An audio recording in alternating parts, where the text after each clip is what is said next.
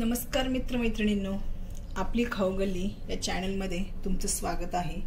आज आपण करत आहोत कटाची आमटी, जी पुरणपोळी सोबत खातात ती कटाची आमटी आज आपण करतोय।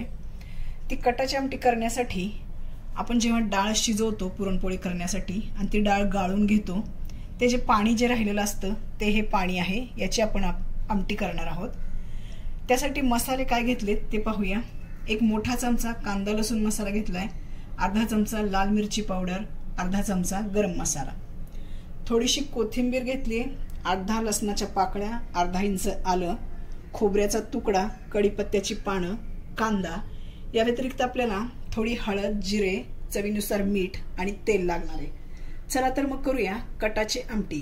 पण याआधी तुम्ही जर माझ्या चॅनलवर नवीन असाल किंवा माझ्या चॅनलला तुम्ही अजून सबस्क्राइब केलं नसेल तर सबस्क्राइब करा, लाल बटनवर प्रेस करा, ज्यामुळे तुम्ही माझ्या नवीन पदार्थांचे व्हिडिओ सर्वात आधी पाहू शकाल। चला तर मग करूया कटाची आमटी। सगळ्यात आधी आपल्याला कांदा आणि खोबरं भाजून घ्यायचं आहे, पण कांदा आपण चिरून नाही भाजणार आहे, तर याला आपण अशी एका बाजूने चीर द्यायची आणि दुसऱ्या बाजूने याच्यात सुरी घालायची आणि हा कांदा आता आपण गॅसवर भाजून घेणार। गॅस चालू केलाय मी, एकदम मध्यम आहे, फार मोठा नाही करायचा, मध्यम गॅसवर आपण हा कांदा सगळ्या बाजूनी फिरवून भाजून घ्यायचा, त्याच्यामुळे तो चांगला आतपर्यंत भाजला जाईल। याच दुसऱ्या बाजूला मी खोबरं सुद्धा ठेवते। खोबरं लगेच भाजून होतं, पण कांदा भाजायला थोडा वेळ लागतो।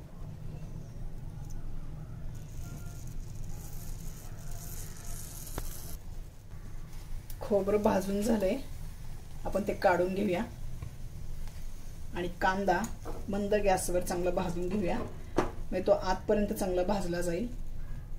कांदा असा फिरवत राहायचा म्हणजे सगळ्या बाजूने तो भाजला जातो।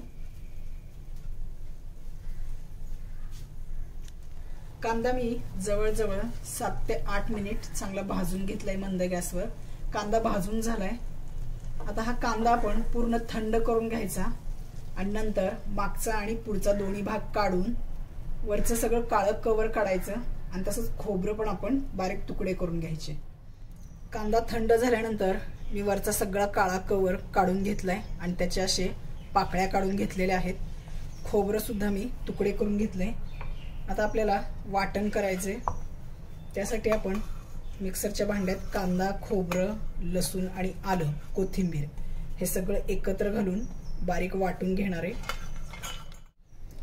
वाटण आपण वाटून घेतलंय, आता आपण फोडणी करतोय।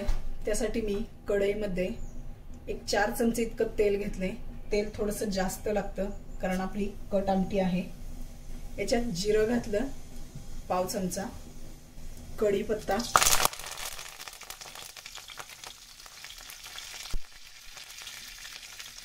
आपण जे वाटण वाटलंय ते वाटण घातलंय,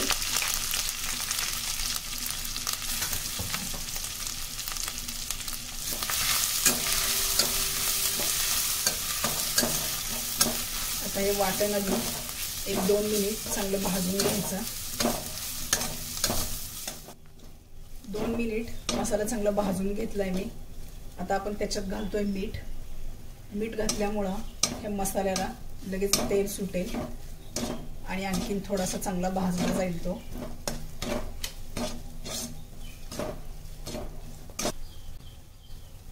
मीठ घातल्यानंतर तुम्ही बघाल मसाल्याने चांगलं तेल सोडलंय आणि मसाला चांगला भाजला पण गेलेला आहे। आता आपण याच्यात हळद घालतोय 1/2 चमचा,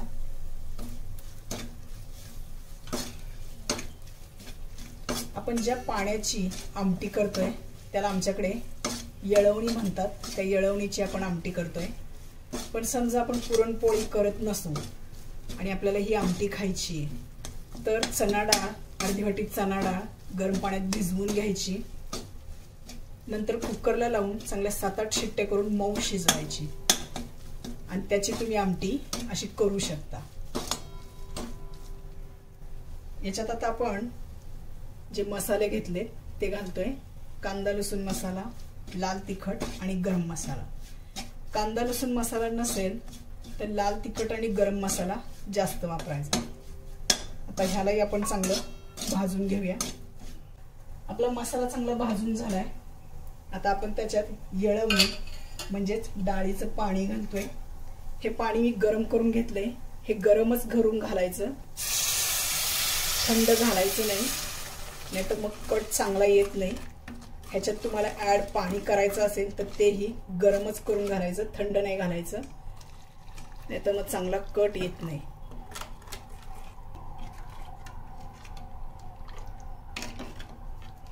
ही आमटी थोडी पातळच असते।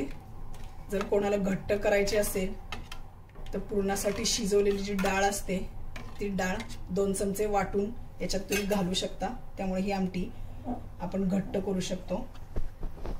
आता ही आमटीला चांगली उकळी येऊ द्या। आमटी चांगली उकळली आहे, तुम्ही बघू शकता। आता आपण गॅस बारीक करायचा आणि 10 मिनिटं चांगली तिला आटू द्यायची। याच्यात शिजण्यासारखं काहीच नाहीये, पण आमटी आटली तर तिची चव आणखीन वाढते, म्हणून कमीत कमी 10 मिनिटं आपण हिला आटवून घेऊया। होळी येते, होळीला जर तुम्हाला पुरणपोळी बनवायची असेल तर त्याचा व्हिडिओ मी तुमच्यावर शेअर केलाय। धुलीवंदनला जर तुम्हाला थंडाई बनवायची असेल तर त्याचाही व्हिडिओ आहे, तुम्ही आय बटन मध्ये किंवा डिस्क्रिप्शन बॉक्स मध्ये तो पाहू शकता। तयार झालेली आहे आपली कटाची आमटी। भातासोबत खा किंवा पुरणपोळी सोबत खा, खूप छान लागते। सोबत तोंडी लावायला कुरडई पापड मस्त लागतात अगदी। करून पहा कशी होते हे तुम्ही मला तुमच्या कमेंट्सद्वारे अवश्य कळवा। लाईक आणि शेअर करायला विसरू नका। तुम्ही माझ्या चॅनलवर नवीन असाल किंवा माझ्या चॅनलला तुम्ही अजूनही सबस्क्राईब केलं नसेल तर सबस्क्राईब करा, बेल आयकॉनवर क्लिक करा, ज्यामुळे तुम्ही माझ्या नवीन नवीन पदार्थांचे व्हिडिओ सर्वात आधी पाहू शकाल। भेटूया पुन्हा नवीन पदार्थासह, तोपर्यंत नमस्कार।